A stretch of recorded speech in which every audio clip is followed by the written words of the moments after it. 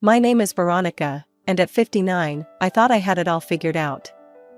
A successful career, a thriving business, and a marriage that had weathered 3 decades. I met Robert when I was 27. He was a brilliant plastic surgeon with dreams of opening his own clinic. I was a business graduate with a knack for management. We clicked instantly, our ambitions aligning perfectly. Within a year, we were married and working towards our shared goal. Over the next few years, we poured our hearts and souls into establishing our clinic. It wasn't easy, but we made it work. Robert's skill as a surgeon and my business acumen proved to be a winning combination. Slowly but surely, our reputation grew. There was only one cloud on our horizon: children. Or rather, the lack of them.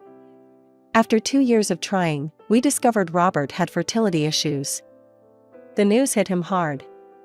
"I'm sorry, Veronica," he said, his voice barely above a whisper. "I know how much you wanted kids." I hugged him tight. "It's okay, Robert. We have each other, and we have our clinic. That's enough." But was it? There were times when I'd see mothers with their children and feel a pang of regret. I pushed those feelings aside, focusing instead on our growing business. As the years passed, our clinic became one of the most respected in the city. Then, about 6 months ago, I noticed something was off with Robert. His hands, those skilled hands that had transformed countless lives, were starting to shake. "Robert," I said one evening as we were going over some paperwork, "I think you should see a doctor." He brushed me off. "It's just fatigue, Veronica. Nothing a good night's sleep won't fix." But it wasn't just fatigue.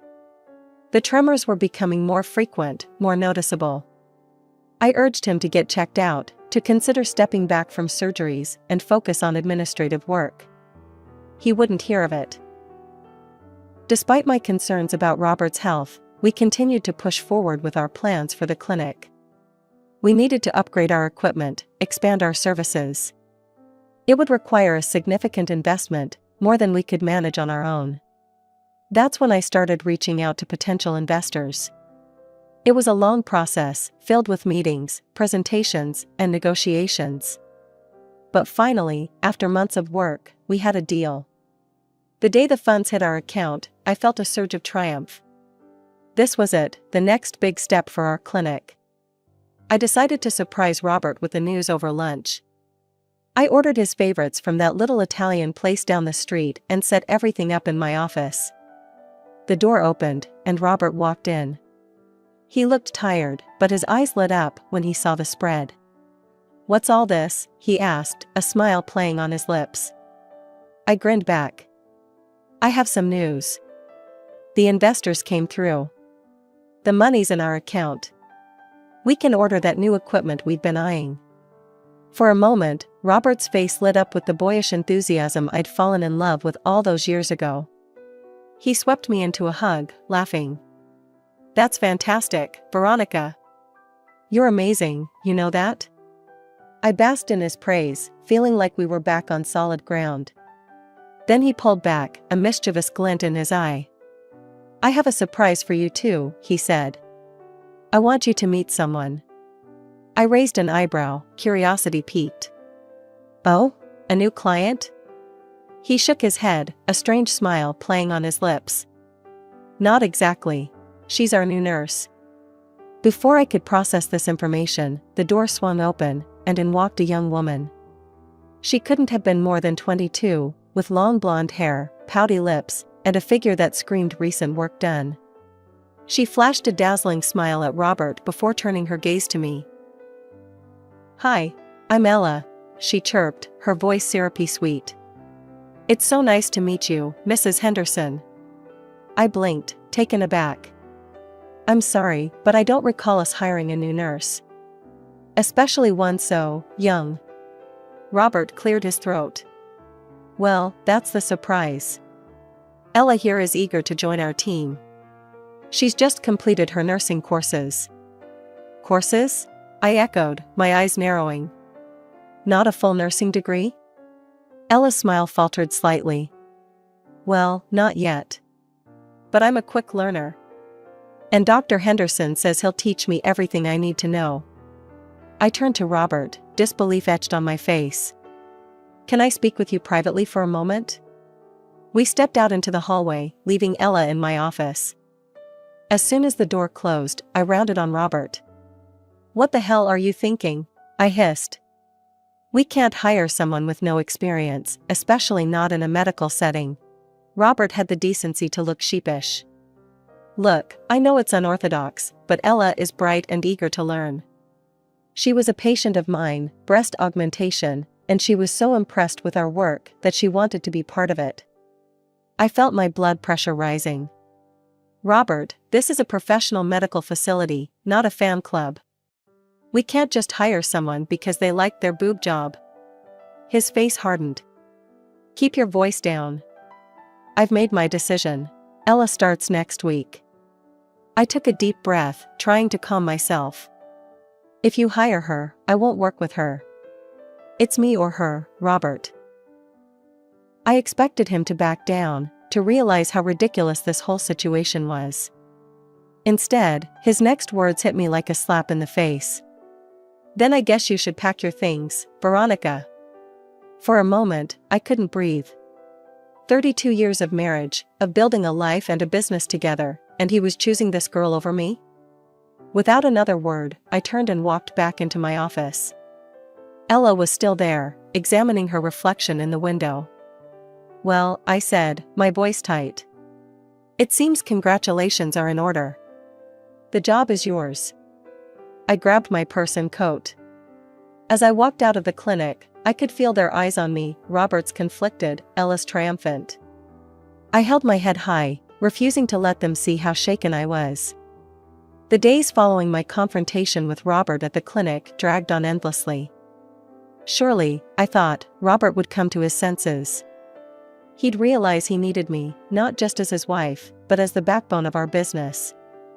But a week passed, and still no word from Robert. I was beginning to wonder if I should reach out again when my phone rang. It was Sarah, an old friend who frequented the same social circles as Robert and me. Veronica? It's Sarah. I'm not sure how to say this, but, do you know your husband is getting married? The world seemed to tilt on its axis. What? Sarah, what are you talking about? Sarah's voice was hesitant, laden with discomfort. I saw Robert yesterday. He was at Bella's bridal with a young woman. They were choosing a wedding dress. The conversation that followed was a blur. I thanked Sarah mechanically and hung up, my mind reeling. Without thinking, I grabbed my car keys and headed for the clinic. I marched straight to Robert's office, not bothering to knock. He looked up as I entered, a smug smile playing on his lips. Veronica, I suppose we should discuss the details. Ella and I are getting married. She's pregnant. The words hit me like a physical blow. I sank into the chair opposite him, struggling to breathe. Pregnant? But, how? You're... Not anymore, apparently, he said with a chuckle. Ella's been giving me some special supplements. Seems they'd done the trick. I stared at him, this stranger wearing my husband's face. In that moment, I realized that the man I'd loved for over 3 decades was gone. This person before me was someone else entirely. I've had my lawyer draw up the divorce papers, Robert continued, sliding a folder across the desk. I think you'll find the terms quite generous. Numbly, I opened the folder and scanned the documents. Despite the turmoil in my heart, my business mind kicked in, analyzing the terms. He was offering me our house, the apartment we rented out, substantial financial compensation, and alimony. In exchange, he would retain full ownership of the clinic and our other business assets. With a steady hand that belied my inner turmoil, I signed the papers. As I stood to leave, a final concern nagged at me. Robert, your health. The tremors in your hands. You really should see a doctor. Maybe consider stepping back from surgeries for a while. He laughed, the sound grating on my nerves. Oh, Veronica. Always the worrier. I'm fine. I feel young again, successful. Unlike some of us who are clearly ready for retirement. The days following the divorce settlement stretched out before me like an endless, empty road. For the first time in decades, I found myself without purpose, without a job to pour my energy into. The silence of my house was deafening. Initially, I tried to fill the void by visiting friends. But as I sat in their living rooms, nursing cups of tea that had long gone cold, I realized my mistake. These were our friends, mine and Robert's. Every conversation inevitably circled back to the upcoming wedding. I heard the bride's dress is being flown in from Paris. Can you imagine? One would say, voice hushed as if imparting a great secret. Then would come the sympathetic looks, the gentle pats on my hand. Oh, but how are you holding up, dear? It must be so difficult. Their words, meant to comfort, felt like sandpaper against my raw emotions. The pitying smiles, the understanding nods, it was all too much. Gradually, I began to withdraw, declining invitations and screening calls. Alone in the house that now felt too big for just me, I found myself wandering from room to room, touching familiar objects that now seemed to belong to another life.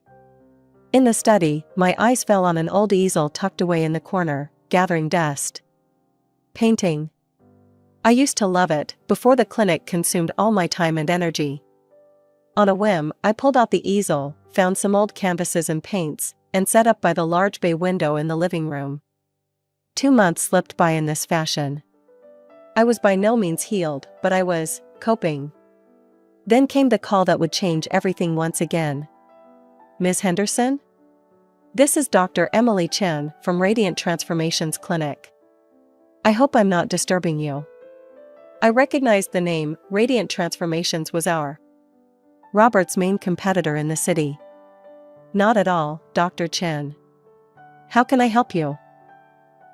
There was a slight pause. Well, Ms. Henderson, we've heard some rumors. Is it true that you're no longer working at Henderson Plastic Surgery? And that you and Dr. Henderson have separated? I took a deep breath. Yes, that's correct. We're divorced, actually. I see. Dr. Chen's voice was carefully neutral. In that case, Ms. Henderson, I have a proposition for you. We've always admired your work in practice management. Would you be interested in joining our team here at Radiant Transformations? The offer took me by surprise. For a moment, I was speechless. Then, a slow smile spread across my face. I would be very interested, Dr. Chen. When would you like to meet to discuss details? The following weeks were a whirlwind of activity. Meetings, paperwork, getting to know my new team. For the first time in months, I felt alive again, energized. It was during this busy period that I happened to catch a news segment one evening. There, splashed across my TV screen, were photos of Robert and Ella, sun-kissed and smiling on a beach in the Maldives. The ticker at the bottom of the screen proclaimed, "Local plastic surgeon weds in lavish Maldives ceremony." I expected the sight to hurt, to reopen wounds that had barely begun to heal. Instead, I felt nothing. No pain, no anger, not even resentment. Just a vague sense of pity for the man who had thrown away decades of partnership for a fleeting infatuation. A month had passed. Life at Radiant Transformations was going well, and I was finally starting to feel like myself again. Then, on an otherwise ordinary Tuesday afternoon, my phone rang. The number was unfamiliar. Is this Veronica? A young, slightly shrill voice came through the speaker. It took me a moment to place it. Ella? I said, disbelief coloring my tone. What do you want? It's Robert, she said, her voice trembling. He's in trouble. A surgery went wrong. A facelift for some big shot's wife. Her face, it's all messed up. Her husband is threatening to sue us, to ruin the clinic. You have to come and fix this. The audacity of her request left me momentarily speechless. When I found my voice, it was cold and firm. I don't have to do anything, Ella. I don't work there anymore, remember? But you always handled this stuff, she whined. Robert needs you. I took a deep breath, tamping down my anger. I warned Robert about his tremors. I told him to see a doctor, to stop performing surgeries. It was clear he was developing symptoms of Parkinson's disease. But he wouldn't listen. Parkinson's? Ella scoffed. Don't be ridiculous. You're just a jealous old woman who can't stand to see Robert happy and successful. The line went dead before I could respond. I stared at the phone, a mixture of emotions swirling within me. Concern for the patient, anger at Ella's words, and a grim satisfaction at being proven right about Robert's condition. Shaking my head, I turned back to my work. Whatever mess Robert had gotten himself into, it wasn't my problem anymore. A week later, my phone rang again. This time, it was a number I recognized all too well. Veronica? Robert's voice sounded strained, desperate. I need your help. I remained silent, waiting for him to continue. It's the clinic reports, he said. I can't make sense of them. You've always handled this stuff. Could you come in and take a look? Part of me wanted to refuse outright, to tell him that his problems were no longer my concern. But another part, the part that had built that clinic from the ground up, couldn't bear the thought of it falling apart.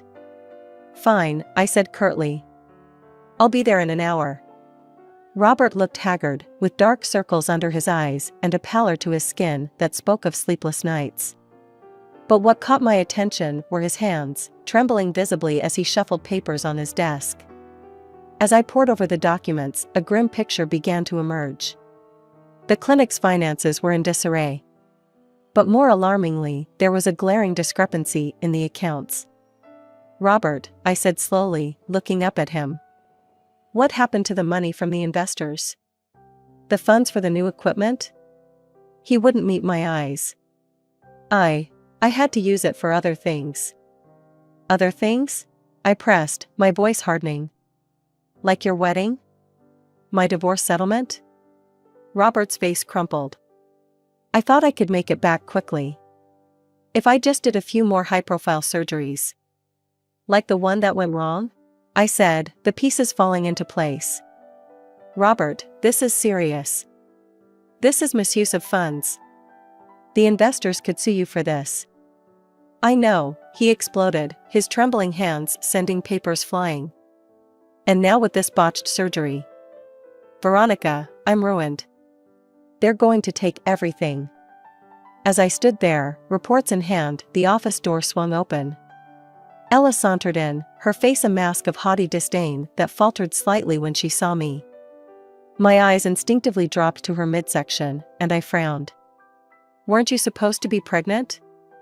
I asked, unable to keep the skepticism from my voice. You're not showing at all for someone who should be, 4 months along now. Ella's cheeks flushed, and she unconsciously placed a hand over her flat stomach. It's just not visible yet, she stammered unconvincingly. Ignoring her weak excuse, I turned to Robert. What exactly were those fertility treatments you mentioned? The ones that miraculously cured your infertility? Robert, looking increasingly uncomfortable, gestured vaguely towards Ella. She's been giving them to me. Some kind of herbal supplement, I think. I raised an eyebrow at Ella. Well, care to enlighten us? Reluctantly, Ella reached into her designer purse and pulled out a small pill bottle. She handed it to me, avoiding eye contact. As soon as I read the label, I couldn't help but laugh. Robert, I said, shaking my head, these aren't fertility drugs. They're just run-of-the-mill erectile dysfunction pills. They don't have any effect on actual fertility. Robert's face paled, his eyes darting between me and Ella. But she said. She lied, I said flatly. Then, a more serious thought occurred to me.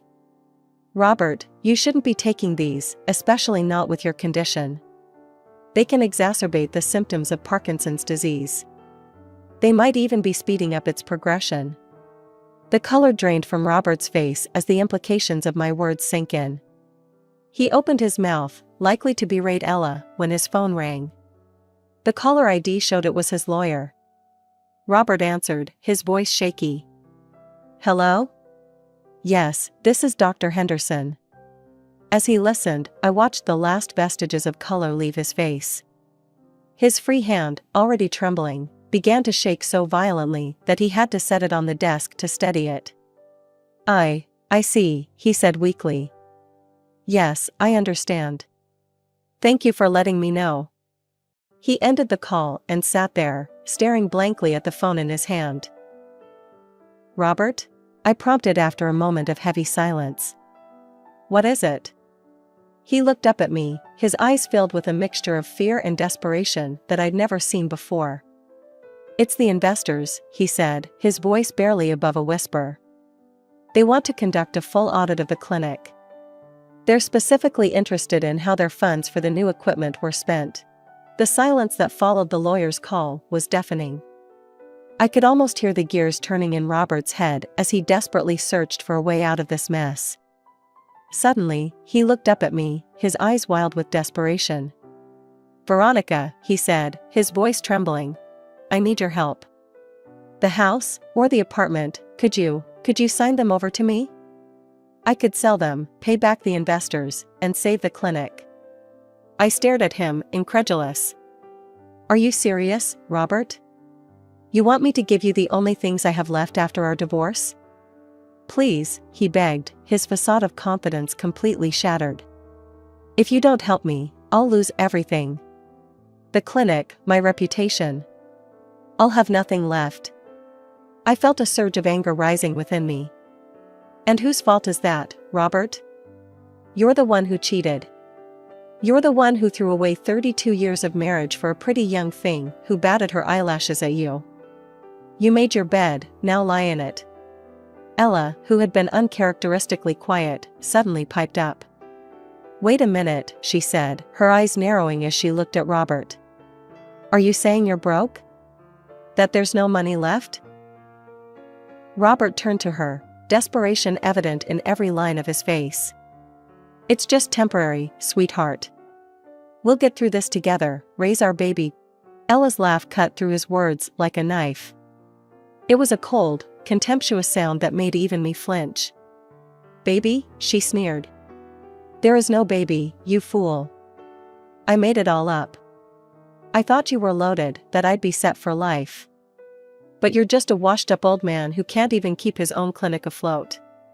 Robert staggered back as if he'd been physically struck. But you said. I lied, Ella said bluntly.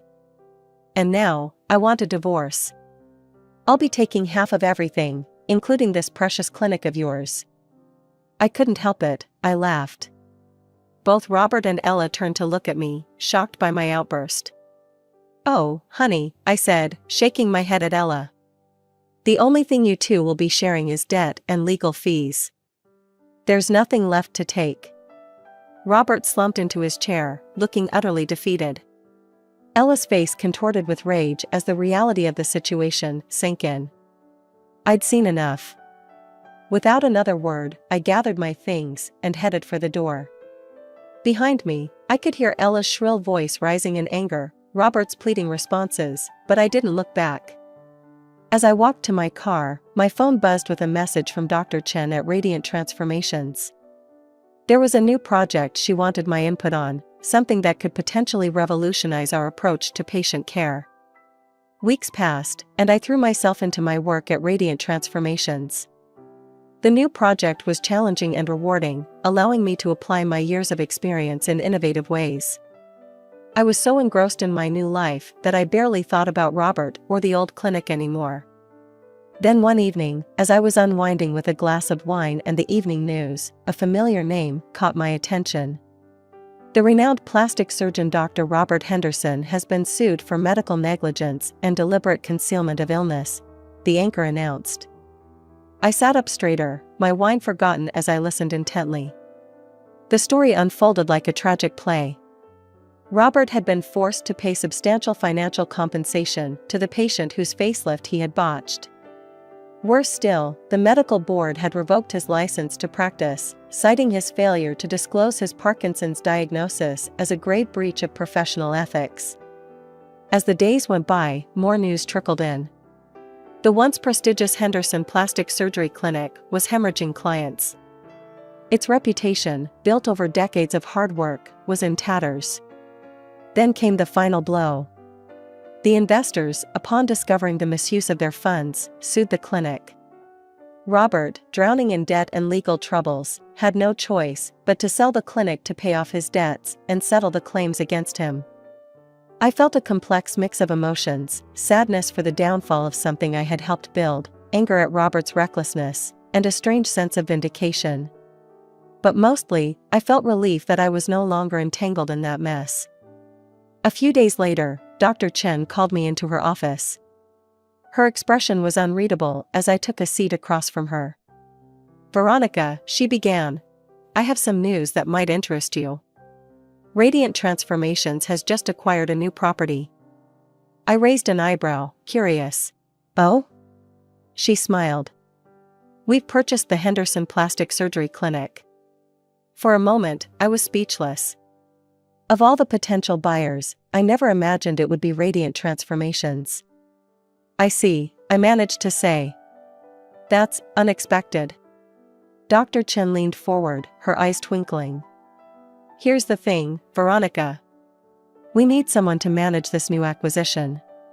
Someone who knows the ins and outs of the place, who can turn it around and restore its reputation. Someone like you." I blinked, taken aback.